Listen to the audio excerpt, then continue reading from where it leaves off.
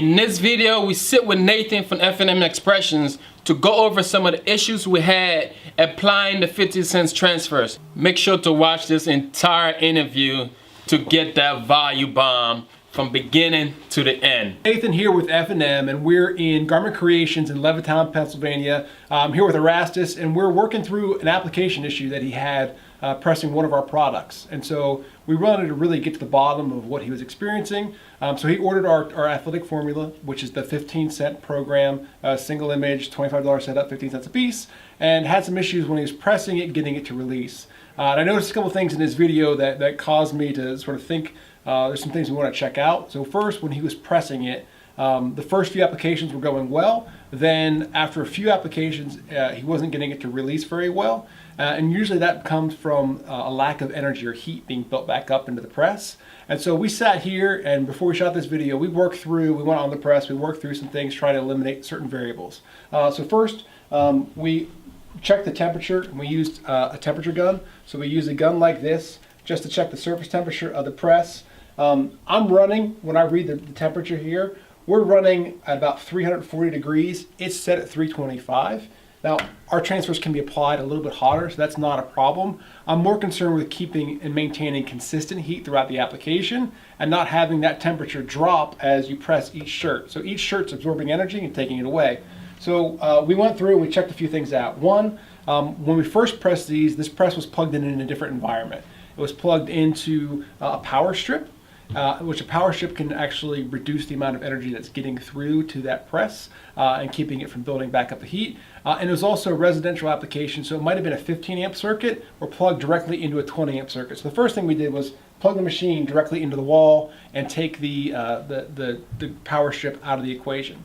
The second thing that we're looking at is we adjusted his pressure. So we did a simple pressure test. If your machine doesn't have a pressure readout, we took a piece of paper and we just folded it up. We actually closed the press down and we tugged on it in each of the 4 quarters. And we just went around the press, closed it down, tugged on that to try to see if we had an application pressure issue. So we adjusted the pressure up a little bit, and now we have the shirts that he's already pressed.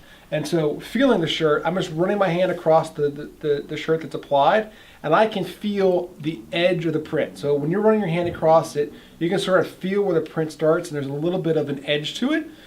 Which tells me I don't think we have quite penetrated the fabric.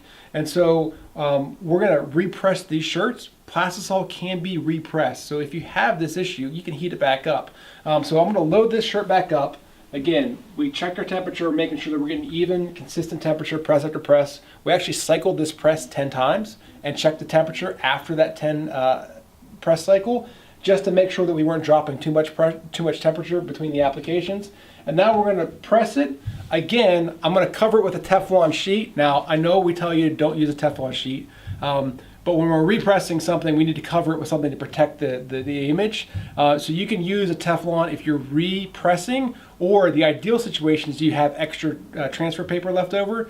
Actually, the transfer paper that you used in the previous application, if you had that lying around, you can just recover it with that. Just make sure you use the same side down and repress it. But I'm going to grab this Teflon sheet, and we're going to do another cycle here.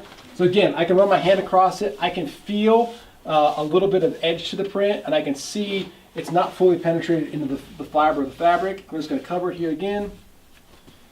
We'll press it for 7 seconds.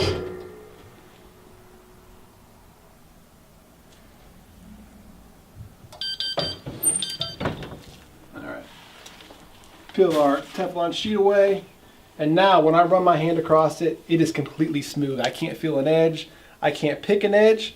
And we're pretty confident this one's good to go. But we're also going to shoot another video and show you how to do a wash test, which is super critical to make sure that you're confident with the results before you start delivering products to your customers.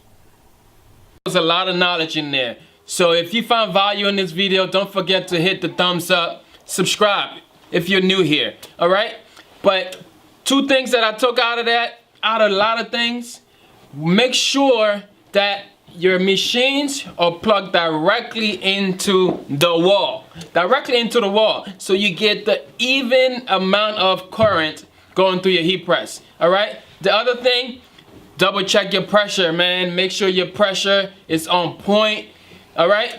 And lastly, if you're having issues, it is okay to throw a Teflon sheet on there and press it again. All right?